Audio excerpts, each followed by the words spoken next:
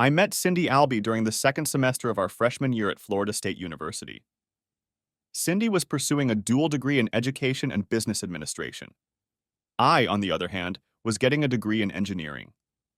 I wished my parents could show me a diploma with my name on it. Todd Anderson. I would be the first in my family to graduate from college. Cindy's dream was to become a school teacher and eventually move into an administrative job in education. She explained to me that she chose education because her parents were both teachers and then principals.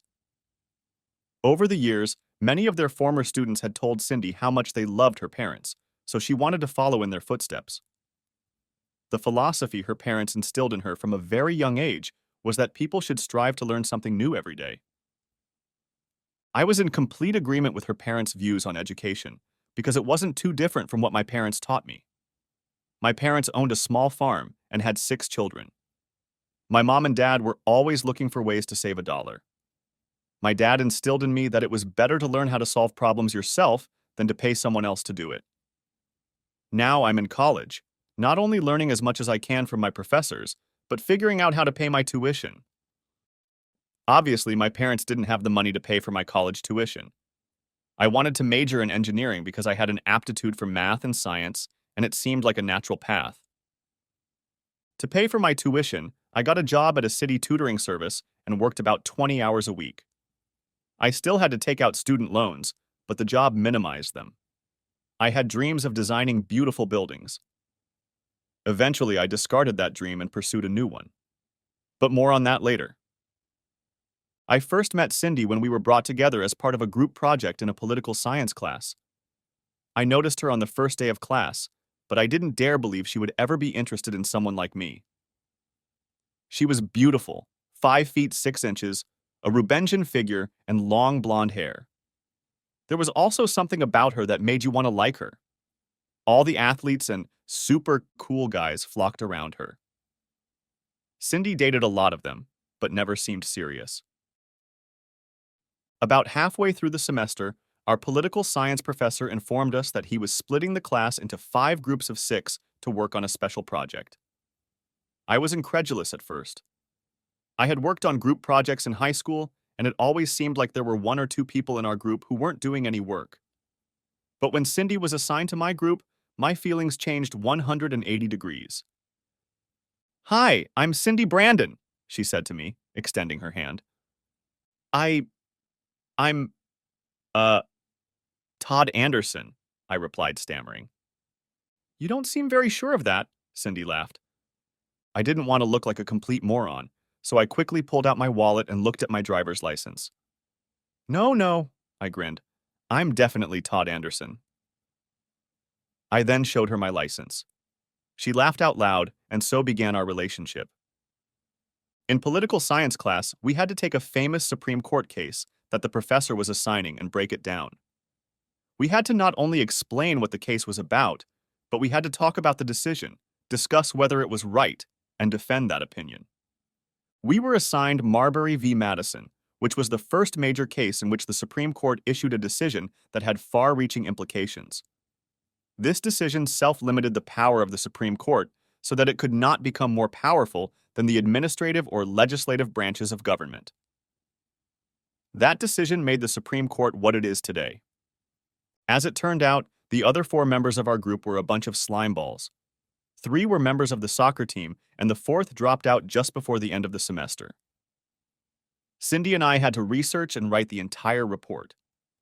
I should have been annoyed that the rest of our group had left us, but I was thrilled because I got to spend a lot of time with Cindy. We got along so well that we started dating and then became exclusive. When I was in high school or college, I didn't go out much because I never had a lot of money. But that didn't matter to Cindy. She enjoyed sitting and watching TV with me or going for a walk. Going on a picnic or to a museum was a big date for us. I was hopelessly in love with Cindy, and she seemed to be just as much in love with me. We were married right after graduation. For the first 5 years of our marriage, life was mostly wonderful. Our new home was small, but it had everything we wanted. Since our house was in a new neighborhood, we soon made many friends, and our social life was a lot of fun. Cindy got a job teaching 8th grade at a middle school in northern Palm Beach County. I accepted a job with a major engineering firm in South Florida. However, over the years, I discovered that I did not enjoy engineering. As a junior engineer at the firm, I was getting all the crappy assignments. So to take my mind off the boredom at work, I enrolled in a master's program. I was sure that once I got my master's degree, my salary would increase and I would be assigned to more interesting projects. However, all I got was a $500 bonus. I was disappointed, but told myself, to hell with them, I would continue working and get my PhD. Other than the fact that my job was boring, I couldn't complain much about it. Cindy's work was going great, and we were very much in love. Financially, we were doing well, and we talked about having a baby. But, as the saying goes, all good things must come to an end. The first unwelcome news was when my boss informed me that I was being transferred from the design department to the inspection department. The few things I did in design were boring enough, but inspections were even worse. The second piece of news, which at the time I thought was good news, was that Cindy was moving to a new school, West Jupiter High School, to head up the guidance department. That promotion later turned out to be a disaster. The third hammer that fell on my life was the appointment of Brock Turner as principal of Cindy's school. He was a black former NFL player. Brock had played 5 seasons on 3 different teams. Dallas drafted him in the 3rd round as an inside linebacker, but traded him after 2 seasons, which was odd because he had 2 good seasons in Dallas. In Seattle, Brock again only lasted 2 years despite playing well. He was then traded to Philadelphia, where he had another good season, but his ankle was shattered in a playoff game. Philadelphia let him go, and because of the severity of the injury, his career was over. When Brock realized that his soccer career was over, he tried his hand at television because he was a very charismatic personality. Unfortunately, that charisma did not translate to the small screen. For some reason on television, his charisma looked like arrogance. He was quickly and quietly let go. He then took a job at a regional bank as a customer service associate. The bank was thrilled with him, but after about 9 months, Brock quit. He hated being stuck in an office, so he looked for something new to do. He eventually took a job as a physical education teacher and soccer coach at a high school in suburban Philadelphia. Brock stayed for 3 years and worked his way up from gym teacher to assistant principal and head coach of the soccer team. But the soccer team only did this way, and that way. In all 3 years that Brock coached the team, it won, but never made the postseason. When the principal at Cindy's high school retired, Brock applied for and got the job. That first year, I talked about Brock more than Cindy. After all, he was a former NFL player. I was in awe of him until I finally met him in person. He struck me as a self-centered narcissist. On the other hand, his wife, April, was charming, smart, and a little shy. She was also gorgeous. April reminded me of a smaller, but much prettier version of Whitney Houston. I couldn't understand what she found in Brock. Still, most of the school staff was enamored with him, including my wife. I tried to subtly hint to my wife that her boss was basically a woman hunter. Cindy only laughed and teased me that I was jealous. I decided to be honest. Yeah, I'm a little jealous. He's bigger than me, tougher than me, and was a professional soccer player. Cindy hugged me and said, "You never need to be jealous.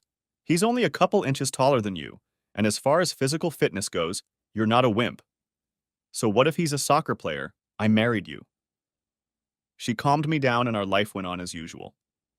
Even though I wasn't comfortable around Brock, my wife insisted on dragging me to all the school events where we always ended up with Principal Turner and his wife April. At these events, I was able to occasionally talk to her, and I learned that Brock and April had been married for 3 years and had a young daughter, Tiffany. It was at one of these events that I learned what a real asshole Brock Turner was. If Cindy thought I was jealous, I wouldn't hold a candle to Brock when it came to April either. The incident happened at a school district Christmas party. Brock asked my wife to dance without asking me. I found it disrespectful and was a little annoyed that Cindy didn't even look to see if I agreed. I watched Brock hold my wife at a respectful distance for a bit. I pulled myself closer to April so I could talk to her. Brock and Cindy stayed on the floor for 3 dances in a row, but I didn't notice it because I was having a great conversation with April. I learned that she was a part-time instructor at the local community college, which had just recently been converted to a 4-year college. She taught French and German. Her mother's parents had emigrated from the Congo to France, and her father was German. Shortly before April was born, her parents had emigrated to the United States. Since the college had only recently switched to a 4-year college, they were just about to fill their faculty vacancies. April hoped that her part-time job would lead to a full-time assistant professor position. As we talked, she showed me pictures of their daughter, who looked like a miniature version of April. I laughed as April told me one story after another about the many cute things Tiffany did. When the third song ended, Brock and my wife went back to the table. Brock wasn't happy that I was talking to his wife. "You're in my shoes!" he growled at me. I was taken aback by his behavior, but apologized and stood up. I then asked if I could get someone else a drink. April smiled and asked for another glass of Chardonnay. My wife asked for a Coke. As I headed back to the table, Brock grabbed my arm and snatched the wine glass out of my hands. Then he growled, "Stay away from my wife or I'll kick your ass." "What's your fucking problem, dude?" I asked, stunned by his behavior. "Just stay the fuck away from my wife," he said over his shoulder. A few minutes after the incident, Brock announced that he and April were leaving. His announcement was sudden and unexpected, and the look my wife gave me was also a shock. As we drove home, Cindy pounced on me. "What did you do to upset Brock?" "I didn't do a damn thing," I replied. "You must have done something because he got really upset with you," Cindy insisted. "He threatened to knock me on my ass if I didn't stay away from his wife. I was just being polite and keeping her company while you guys went off to dance without even asking me if it was okay to do so." "And what does that mean?" asked Cindy. "Screw it. This conversation is over," I said through clenched teeth. "I don't want to hear another word about Brock fucking Turner."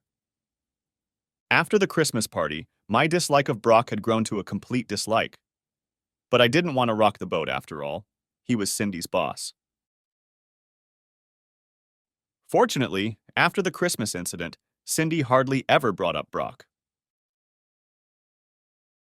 About 3 months after New Year's Eve, the economy went south. The commercial and residential real estate markets were particularly hard hit. At first, it had no effect on the company I worked for because we had a lot of work to do. After a few weeks, however, everyone started to get nervous because there were no new orders coming in, so I just kept my head down and kept working. But I knew that if the economy didn't pick up, the company would eventually start laying people off. One day, Cindy came home all excited because she had been assigned to organize a career assembly at school. I couldn't understand why she was so excited, since the only thing that would get the students excited was getting them out of class for 2 or 3 periods. But Cindy was thrilled to have been chosen to organize this event, and I gave her my full support. If I had known she was so thrilled that Brock had chosen her, I wouldn't have lifted a finger. But as it turned out, it was a good thing I helped. She had already made arrangements with an accountant, a lawyer, a nurse, a computer programmer, and other professions. Cindy wanted to know if I could get an engineer from the firm where I worked to give a short presentation. I approached my supervisor the next day, and he passed the question up the chain of command. In response, I was told that if I wanted to take a personal day, I could go. Since it was a matter of helping my wife, I agreed. The school assembly was to last 2 hours, and 12 different professionals were given 10 minutes each to talk about their chosen field. However, when Career Day came around, 4 of the professionals either canceled the assembly or didn't show up at all. Cindy was furious and on the verge of tears. I told her not to worry because I would be replacing the accountant, lawyer, auto mechanic, and doctor.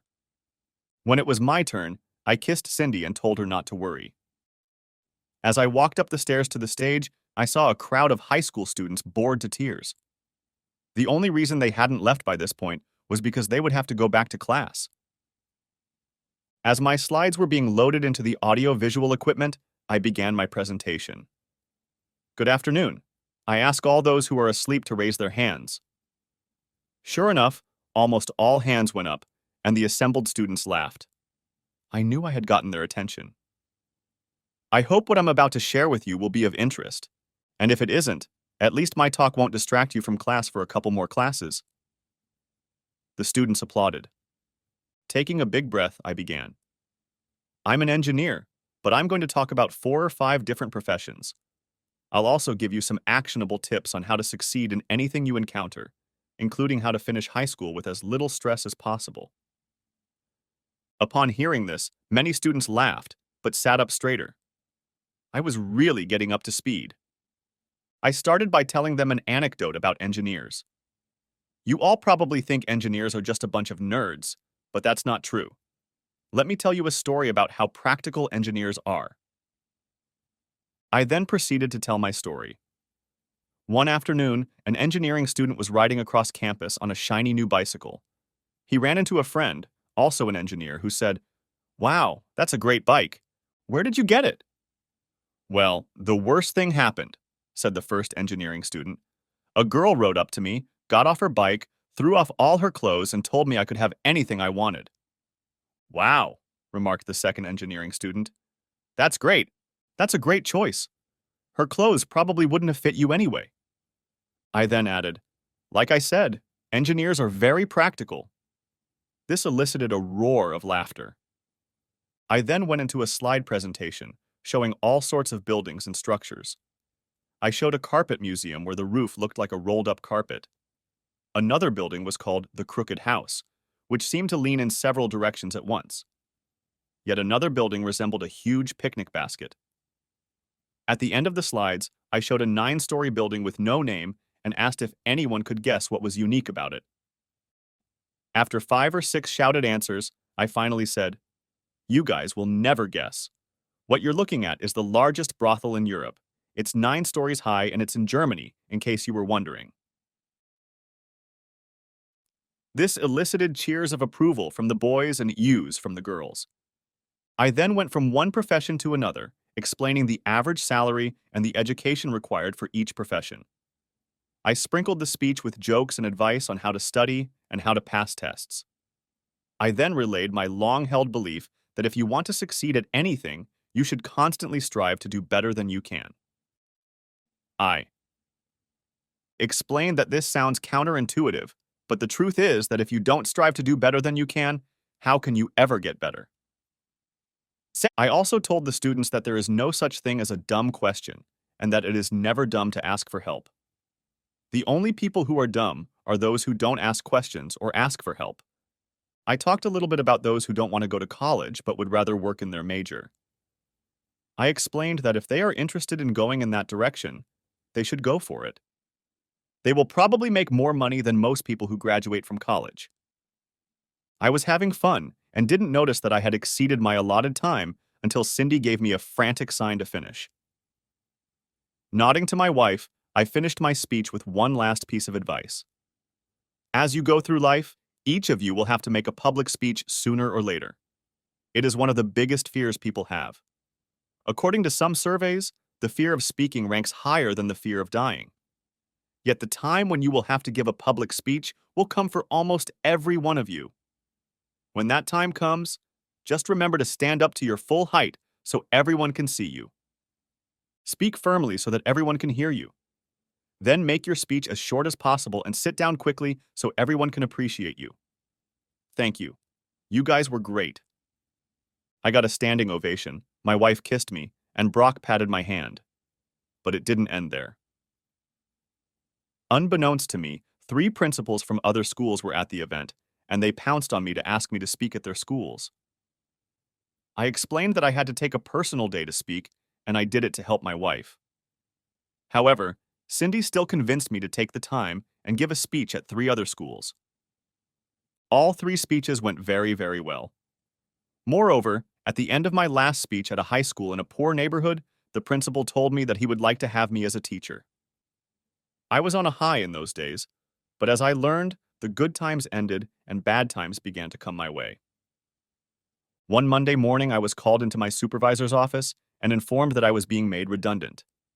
The severance pay was fair. I received 3 months' salary, which included paying for my health insurance. When I got home and explained that I was being downsized, the first thing Cindy said was, "Oh, great. How are we going to pay the mortgage now?" I just looked at her and said, "Thanks for the encouragement." Then I grabbed a beer from the fridge and headed to our den. Cindy and I used it as an office. I turned on the computer and started looking for a new job. A few minutes later, Cindy very timidly walked in and apologized. She was just scared that we might lose our house. I kissed my wife and hugged her tightly. "Don't worry, the company has given me 3 months severance pay. I'm sure I'll find something before then." But while my severance was running out, I still hadn't found a job, and Cindy was getting more and more insistent that I find one. The tension in our family grew each day as I received one rejection after another. I began to feel more and more like a failure, and then something happened that made me feel even worse. Alan Latter, a vice principal at West Jupiter High School, was offered a job in California, and he accepted. He left 2 weeks later. Brock immediately appointed Cindy to take his place. Since then, I have had to hear about how all the students love Mr. Turner. The teachers think Brock is wonderful, and how he is being considered for the deputy superintendent position. My dislike for Brock Turner reached new heights. As my unemployment status continued into its 4th month, I couldn't escape the feeling that my wife was losing respect for me. But an opportunity I wasn't looking for presented itself. On the evening news, the newscaster read a report about a new program to bring teachers to schools in low-income areas. At first, the program relied on a candidate's life experience instead of a teaching certificate. However, if someone was hired, they had to be certified within 2 years. The starting salary was $3,000 more than the normal starting salary for a beginning teacher. Since I had been unsuccessful in finding a job in my specialty, I decided to give it a try. The next morning, I faxed my resume to the school board, and by noon, I had an interview scheduled for the next day. I didn't tell Cindy about it because I didn't want to get her hopes up. The interview turned into a job offer. I didn't know it at the time, but as soon as my resume appeared on the HR computer screen, a quick search was done on my name. Then, they found a videotape of one of my career speeches, and the process of hiring me was set in motion. They offered me a job at the worst school in the district, Riviera High School, which was located in Riviera Beach. The name of the town suggests that this is a very upscale neighborhood, but trust me, it is not. This neighborhood has been depressed for decades. Worst of all, Riviera High School had the lowest performance of any high school in the county. They ranked last out of 58 high schools, and only 6% of students were college-ready after their senior year. Anyway, I was offered a job teaching math and science. I accepted. When Cindy got home that evening, I excitedly told her about my new job. I expected her to be excited and supportive. Instead, she looked at me in horror and told me that she didn't want me to take the job because it was too dangerous. Then, Cindy started telling me horror stories about the school. There were metal detectors at every entrance and guards roaming the hallways. Last year, 3 teachers were attacked and another was stabbed.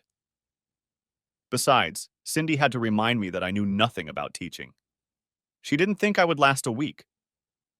And after talking to several other teachers and hearing more horror stories, I have to admit that I was very nervous when I arrived on the first day. The appearance of the school didn't help. The building was old and poorly maintained. Graffiti covered part of the front of the school, and even the walls inside were scrawled. Students ran through the hallways as if they owned them, and there were security guards in every hallway and near every restroom. And I had all sorts of thoughts about what I wanted to do, but I quickly decided that I would stay out of the way until I knew the situation. Instead of getting to the lesson plan, I played math and science games. The games were simple and fun, and without realizing it, the students were actually learning some of the things they needed to know for the tests they had to take at the end of the year. Principal Ben Carlson, who was in his first year at the school, was an uncompromising educator. And the fact that he was a 6'3", 240-pound black man who didn't take any crap from anyone made him the perfect choice for principal. The students quickly realized that challenging him would be a big mistake. He believed in strict discipline, and I agreed with him. I especially appreciated his policy of taking all gang members out of their classrooms and putting them in one classroom with alternating teachers and 3 guards. Any of the gang members who stepped out of line would receive 1 warning and then be expelled. By the 3rd week, the worst of the gang members were gone. They were either expelled or left on their own. I know this seems harsh, but there are students you can't help. My wife was wrong about my stamina, because I not only survived the first week, but by December I was chipping away at it. I reworked my lesson plans to include a whole new series of games, and the students loved it. Other teachers picked up on some of my ideas, and it seemed to work. By the end of the year, Riviera High School went from 58th to 51st in academic performance, and I was nominated for Teacher of the Year. I didn't win, but I was honored to even be nominated. But I was annoyed that Cindy was not impressed with my teaching efforts. She kept asking me when I would stop wasting my time and find another engineering job. I finally told Cindy that I wasn't going back to engineering because I enjoyed teaching. She was unhappy with my decision, but seemed to accept it. During Christmas break, I decided that I was going to pursue a PhD, which I was unable to get because of the economic downturn. I wasn't really interested in engineering, but I was fascinated by computers. So I decided to pursue a PhD in computer science. From my last conversation with April almost a year ago, I knew that she was pursuing a PhD in comparative studies at Florida Atlantic University. I looked into the PhD programs at FAU and decided to also attend FAU to pursue a PhD in computer engineering. I spent another year at Riviera Beach High School, where our academic scores went from 51 to 46. At that time, the school board approved Cindy as vice principal at West Jupiter High School. But that summer, everything changed. As our lives continued, I received some good news. Brock had been named deputy superintendent, and Cindy had been nominated as the new principal of West Jupiter High School. I still didn't trust Brock as far as I could throw my house. However, I was glad that his new position meant that his office was now at the school district headquarters. Cindy didn't see Brock every day, Monday through Friday, but she still made the weekly trip to district headquarters. At first I was upset about this, but I learned that it was normal for new principals. I also continued to take classes at FAU, which was about 40 minutes away. Since April was getting her PhD at the same university, I offered to drive. April thought it was a great idea, but when she brought it up with Brock, he became furious. He immediately called me and threatened to kick my ass. I certainly expected him to drop the idea, but I didn't expect such hostility. Nevertheless, I was disappointed because I liked April and found her interesting to talk to. It would have made the trip more enjoyable. However, since the classes had the same break time, April and I usually had coffee together. Most of the time there were other people sitting with us, but sometimes it was just the two of us. At first we just made small talk, but as the months went by, we talked about everything. Despite Brock's jealousy, April and I became good friends. She even offered me a job at a newly established 4-year college. I thanked her for the offer, but explained that I was being considered for a head teacher position at a soon-to-open high school. During these meetings over coffee, I learned some things about April and Brock. I learned that April graduated with honors from Stanford, after which she returned to her parents' home in Philadelphia. She met Brock at a charity event and at first disliked him. But Brock was persistent, and eventually they began dating. Soon April fell deeply in love with him. And from the way Brock chased away any man who was too friendly with his wife, I could tell he was just crazy about her. About a year after they were married, Tiffany was born. Admittedly, April complained a bit that Brock didn't spend enough time with his daughter and had no patience for her. He wanted a son. "You've got to be kidding me," I laughed. "Your daughter is just an angel. If Cindy and I have a girl, I hope she'll be just like Tiffany. Thank you, April said, and kissed my cheek. One night during class, our teacher felt sick and had to leave. I could have left about 20 minutes earlier, but I decided to stay and have coffee with April. I was already in the cafeteria when April came in with a few of her classmates.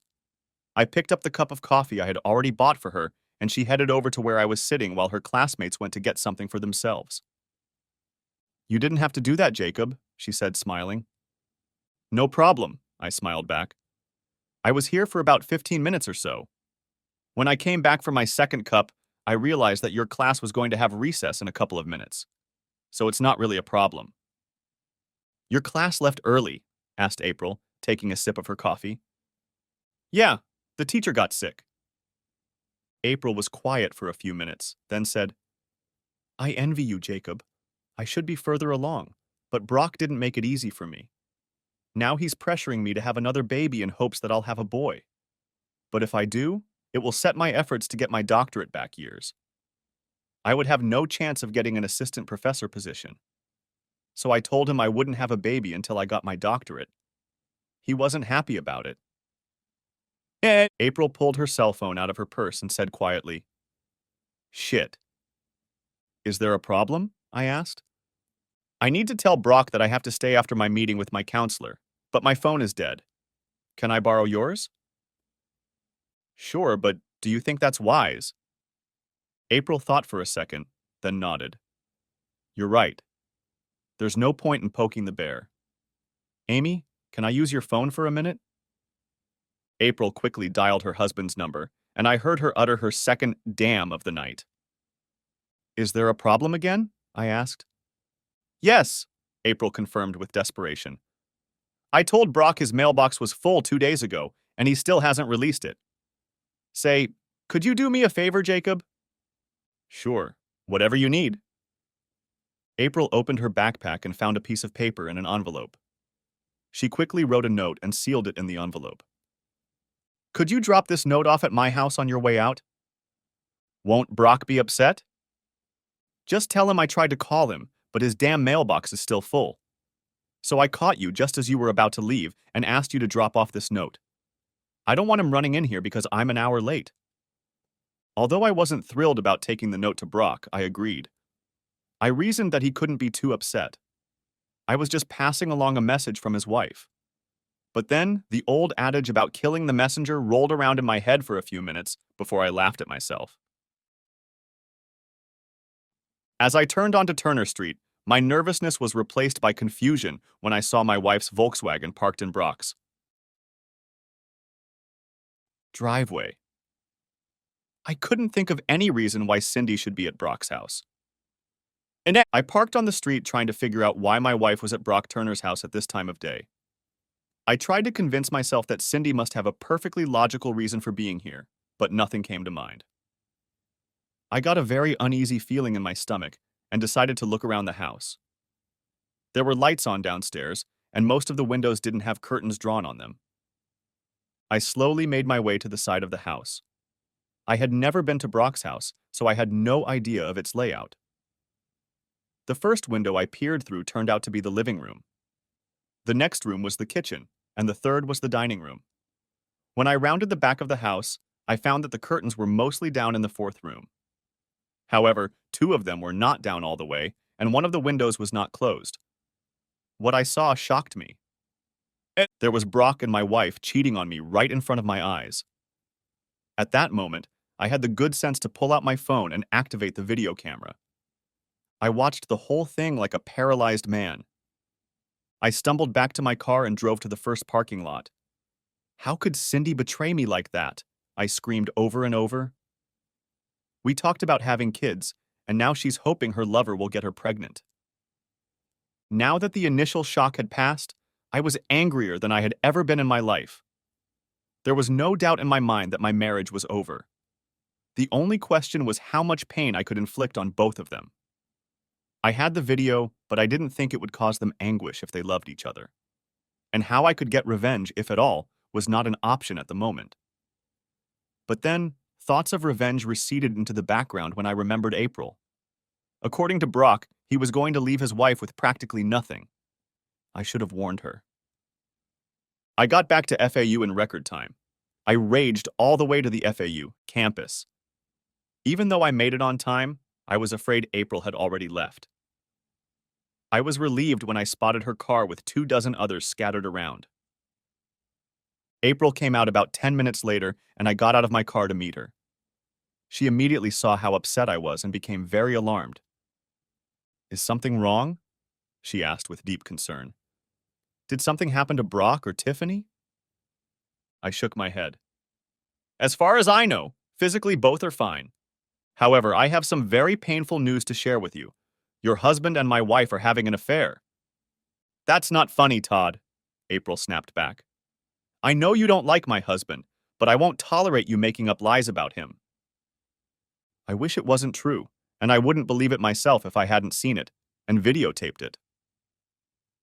April dropped her textbook bag and purse. She started to shake. I gathered her things and said, "We need to talk. As much as it hurts you to see this, you need to know that I'm not making anything up." I walked her to the passenger seat of my car. Then I started the video and handed her my phone through the open door. April started sobbing uncontrollably before the video was even over. I took the phone from her and knelt down so I was at the level of her face. "I know this is all so sudden," I comforted her, "and you haven't had time to think about it all yet. But I've already decided that I'm going to divorce Cindy. From what Brock said in the video, it sounds like he plans to hide his assets before he divorces you." "I didn't hear that." April's face showed confusion. So I rewatched the video. Seeing it a second time, April was no longer shocked. She was furious. "I've heard rumors about Brock before and during our marriage, but I didn't believe any of them. But if he thinks he's going to run off with your whore wife and leave me to my fate, then he has something else entirely in mind." April then realized what she had said and apologized. "I'm sorry I made that comment about your wife." "Hey, you just called a spade a spade." After making sure April didn't mind going home and sending her a copy of Cindy and her husband, I headed home myself. By the time I got home, Cindy was asleep or pretending to be. I didn't really care. I went to our den, turned on my computer, and started planning the end of my marriage. The next day, when Cindy left around 8:30 a.m., I had already showered and was ready to tackle our finances. Before heading out, I found a divorce attorney online and made an appointment for the next day. Cindy and I didn't have a lot of assets. Our house had very little equity in it, so I figured it would be sold or Cindy could buy me out. We had joint checking, savings, and investment accounts totaling about $75,000. Cindy had a retirement account with the Florida retirement system, and I had a 401k account until recently when I joined the FedEx. Our two retirement accounts were about equal. As it seemed to me, dividing our assets would be easy. But I would have to wait until I talked to an attorney to find out what my situation really was. I already knew Florida was a no-fault state, so my video wouldn't help. But it might convince Cindy to sign the divorce if she wanted to fight. By 10 a.m., I had packed up what I could and got busy looking for a small apartment. I found a studio apartment in Lake Park and rented it. I then returned home and started packing my things. By about 2 o'clock in the afternoon, I realized that the new apartment wouldn't hold all my stuff, so I found a storage unit near the apartment and rented it. If Cindy noticed my stuff missing, she didn't say anything. I stayed in my room, preparing myself for the possible new job I might be offered. I slept on the couch and Cindy would leave before I got up. The next day, I met with a divorce attorney, Alicia Smithson. She was a middle-aged woman who did not tolerate objections. After I explained what my wife was doing and showed her the video, she explained that the video would not be helpful in a divorce. She also cautioned me against posting the video on the internet, saying that I could be blamed if I did so. That evening, I waited for Cindy to get home so I could have a conversation with her. She burst in around 9 o'clock and rushed past me sitting in the living room. "Cindy, I need to talk to you," I called out to her. "I'm tired and I want to take a shower," Cindy said as she walked up the stairs. "I want to talk to you right now," I shouted. This caused Cindy to freeze at the foot of the stairs. She turned and demanded, "What the hell are you talking about?" "Come here and I'll tell you," I said, standing up. Cindy moved cautiously into the living room. "I think you owe me an apology for the way you just talked to me." "I guess not," I said, as I opened my laptop and started up the video. Cindy watched the video for only a few seconds before closing the lid. "I guess now that you found out about us, I don't have to try to hide it anymore," Cindy said, without any remorse. I chuckled. "Cindy, remember when you told me that people have to learn something every day?" "Yeah, so what?" she snapped back. "Well, apparently you didn't learn when I tried to warn you that Brock is a wimp. Now he's made you his whore." "There's no need to be so blunt," Cindy said with anger in her voice. "I know it must hurt your male ego, but a better man took me away from you. I was hoping we'd part as friends." I laughed out loud. "Since you refuse to find out the truth, you're left alone. I've already rented an apartment and moved some of my things there. I'll be back for the rest. You can stay in this house until the divorce. Then it will either be sold or you can buy it back from me. You'll be served with a summons at work on Friday." I left and settled into my new little hole in the wall. When you love someone as much as I loved Cindy, it hurts like hell. The first couple days I could barely drag myself out of bed to go to the bathroom or find something to eat. Luckily, it was summer, and I didn't have to go anywhere or do anything. All my thoughts were occupied with how to get back at the two of them, but nothing came to mind. On the third day, I forced myself out of bed, took a shower, and went grocery shopping. When I returned, I turned on the small television in the kitchen. One of those programs about celebrity scandals was on. It immediately caught my attention. Former NFL halfback Brock Turner and his wife are divorcing after 3 years of marriage. Rumors that Brock is a womanizer turned out to be true. His wife, April, filed for divorce, citing adultery as the reason. Our reporter met with Mr. Turner today. "Mr. Turner, is it true that your wife caught you with another woman?" "Please," Brock smiled sadly. "My wife and I are going through some bad times. We are overcoming a terrible misunderstanding. We would appreciate some privacy while we work to make our marriage stronger than ever." I didn't feel much satisfaction. I hadn't spoken to April since I'd first learned about what her husband was doing with my wife. Somehow it seemed terribly unfair that he'd ruined my marriage, and for all I knew, he and April were just patching each other up. Anger and sadness filled me again. But when the phone rang, fear stepped in. I didn't even get a chance to say hello before it started. "Listen, bastard, I know you're the one who took those pictures of me with my whore wife. Just so you know, I'm living in your house and entertaining her. And be sure to watch the 6 o'clock news tonight because your ass is grass." I was shocked that Brock had called me. But in the few seconds I pondered it, I realized it didn't take a rocket scientist to guess that I'd made the video. Even though the man was intimidating, I wasn't about to let him know I was intimidated. "Well, you're in luck, because Cindy will soon be my ex-wife," I said, with more bravado than I felt. "Besides, if you live there, I guess you didn't get to clear up that horrible misunderstanding." "Just watch the 6 o'clock news, you bastard! You won't be so smug afterward." He hung up after that. I pondered what Brock might do to me and turned on the local news at 6. But I didn't learn of Brock's threat until about 10 minutes after the broadcast began. Then the anchor announced, "Palm Beach County Superintendent of Schools. Standish Crawford resigned today to take a position with the Department of Education in Washington. Brock Turner, Deputy Superintendent, has been named Interim Superintendent. However, it is widely believed that the position will be offered to him on a permanent basis." A cold fear gripped me. Now I understood what Brock meant when he said my ass was grass. Since he was the superintendent and I was the teacher, he was my boss. Brock could make my life miserable or worse, set me up to take the blame for some scandal he caused. I had to get out from under his power. At first, I considered quitting and trying to find work in engineering again. But the economy was just starting to improve, and I needed income to live on and pay my divorce attorney. Cindy's lawyer made ridiculous demands. They demanded that I buy out half of Cindy's house for $50,000. If there was $20,000 in the house, that would be a great deal, and I would be entitled to half that amount. She also demanded that I give up adultery as a reason. Cindy also claimed I was hiding money and demanded that I pay a forensic accountant to investigate our finances. But as ridiculous as her demands were, I had to pay Alicia for my defense. Panic gripped me when I remembered that April had told me that the college where she worked was still looking for adjunct faculty.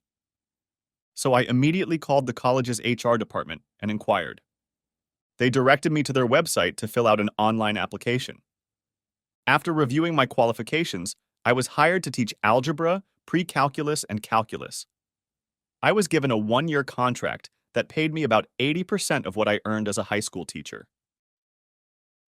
College teaching proved to be much more rewarding for me than high school teaching. In the high school where I taught, you were always trying to find new ways to get students interested. In college, most students really wanted to learn. And if I could make it interesting, they were excited. I had already been teaching for 2 weeks when I ran into April in the cafeteria. She seemed as happy to see me as I was to see her. We had lunch together and learned about each other's lives. April told me that Brock was fighting for a divorce and was dragging things out.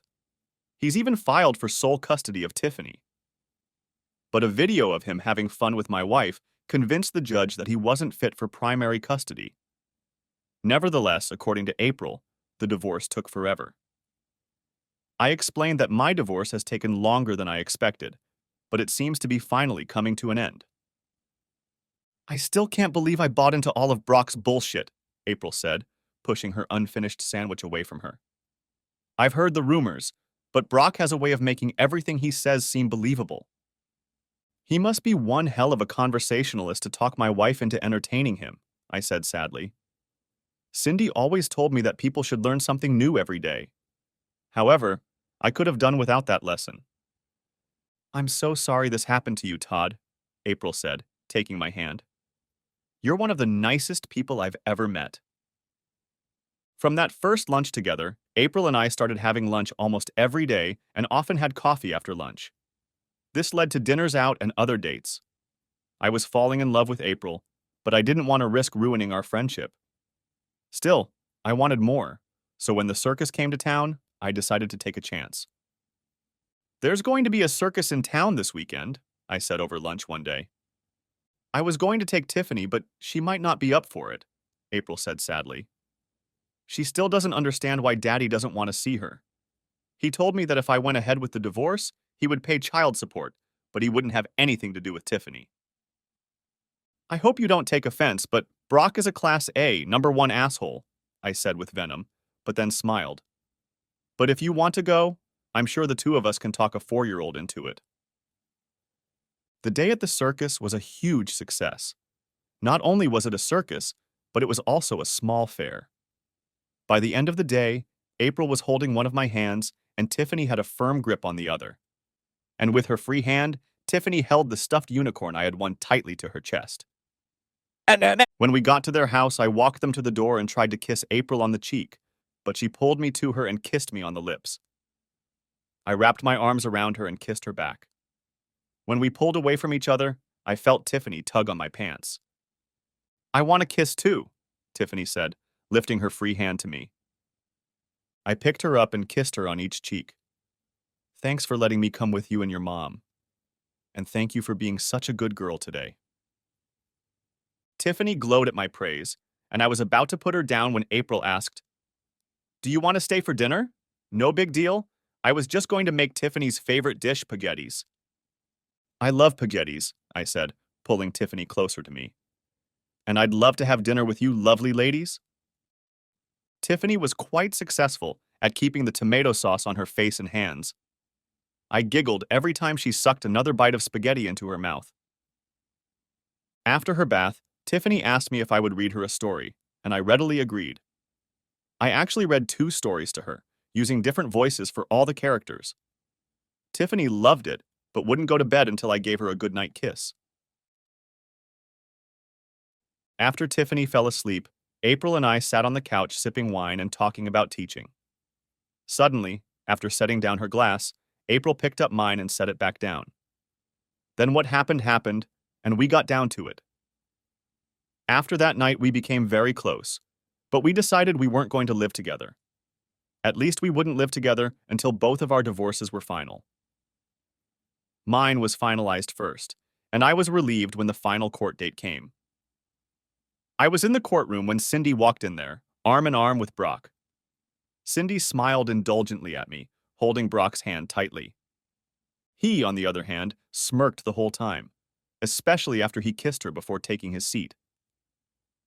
I convinced April to stay away because I was sure Brock would be there. The judge simply asked both lawyers if they were okay with everything. When they both agreed, he banged the gavel and I was divorced. April's divorce took almost 3 more months before it became final. But in that time, April and I both earned our doctorates. Shortly thereafter, April was promoted to associate professor. I, on the other hand, was not offered a faculty position, but was offered a 2-year teaching contract when the college had never before offered anyone more than a 1-year contract.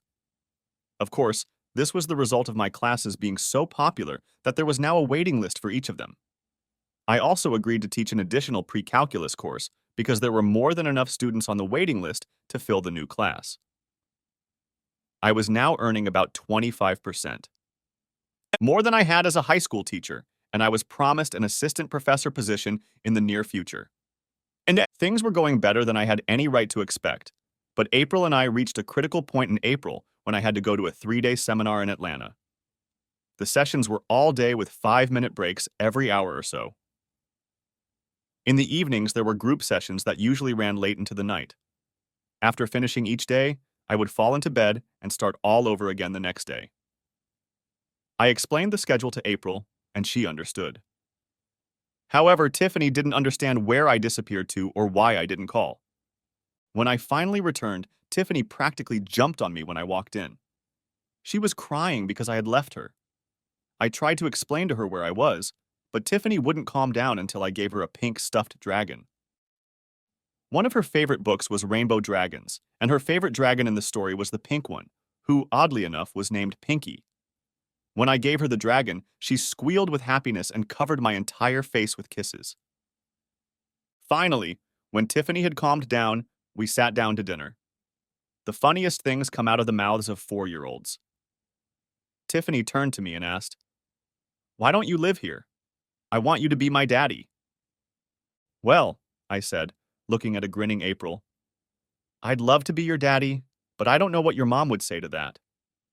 April, who was glowering, spoke up. "Her mom would say she'd be thrilled if you became Tiffany's dad, but there's a catch. You have to become my husband first." "Really?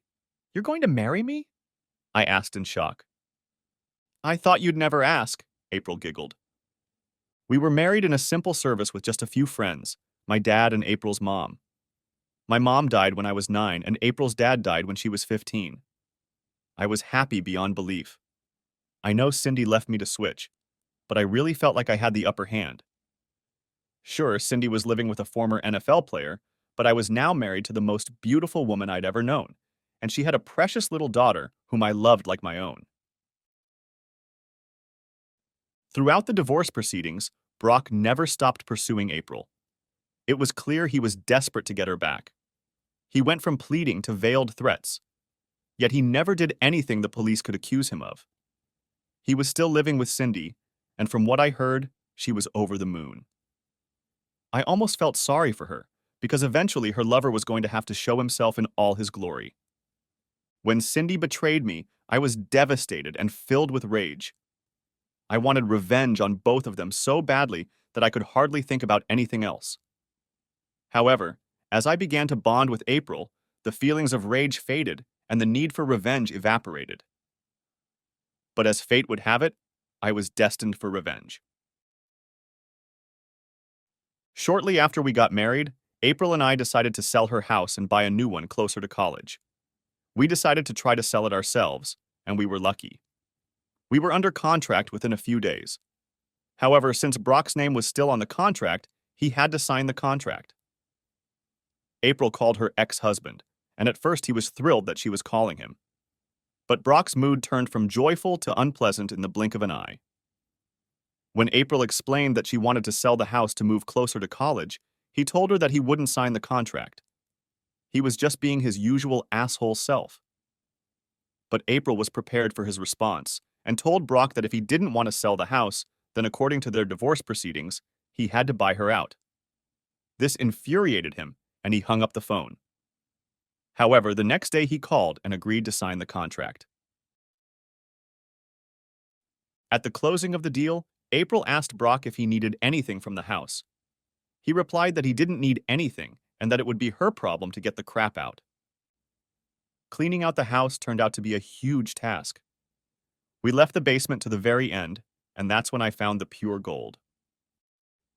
April brought a box full of junk, but at the very bottom was an old laptop that belonged to Brock. April explained that he'd bought a new laptop about a year and a half after he'd become principal of West Jupiter High School, and she figured he'd gotten rid of the old. 1. April asked if I could fix that computer so Tiffany could use it. I told her that shouldn't be a problem if it still worked.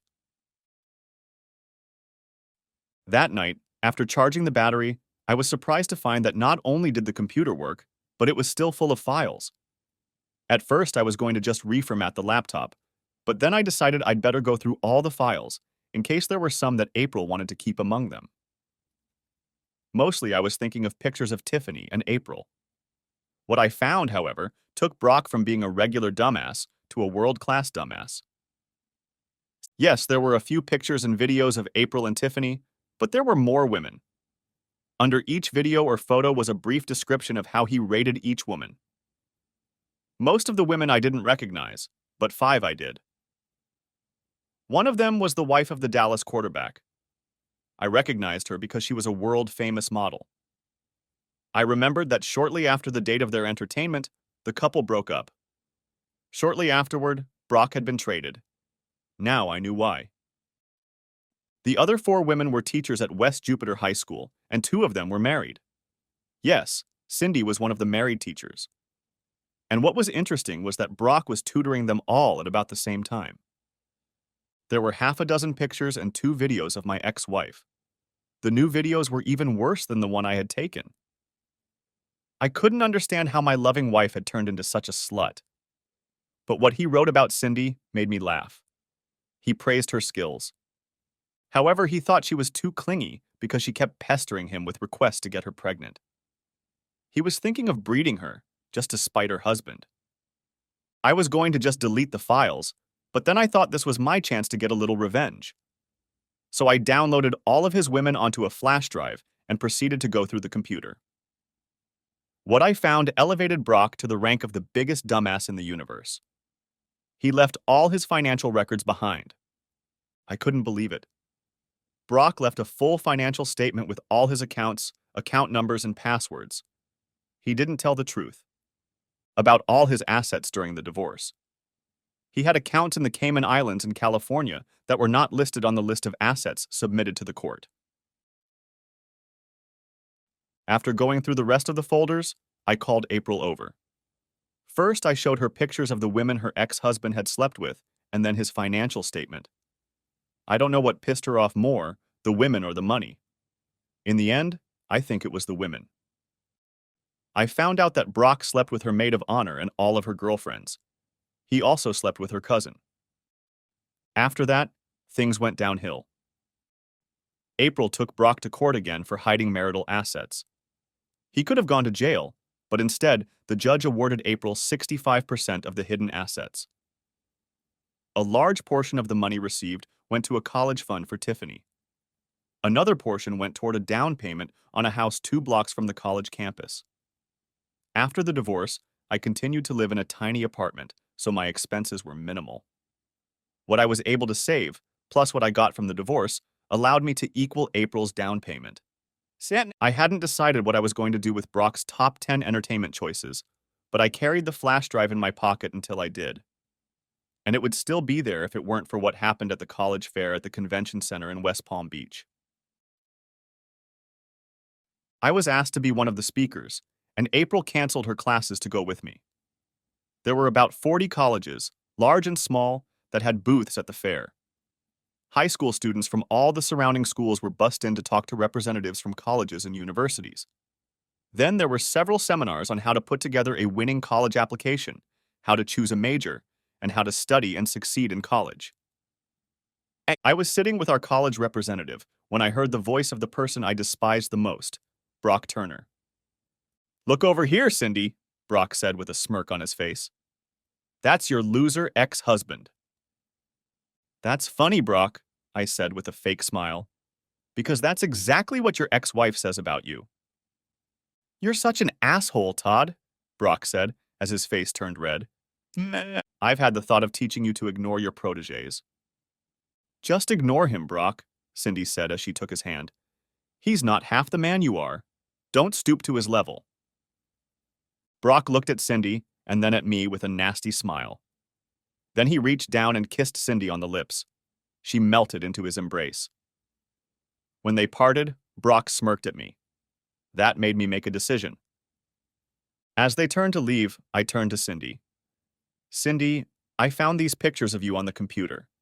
I thought you must have them. You always told me that people should learn something new every day." She took the flash drive, muttering a "thank you." Unbeknownst to her, April had witnessed the exchange and at that moment came over to me. She hugged me and kissed me on the lips. "I'm sorry I've been gone so long, honey." "What the hell?" Brock said, with a stunned expression on his face.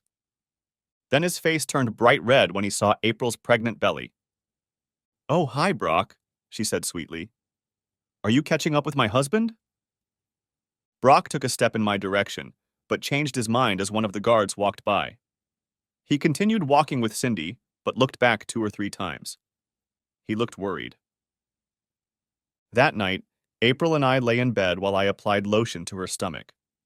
We were only slightly paying attention to the newscaster until he started a new story. The police were called to Inspector Brock Turner's house this evening.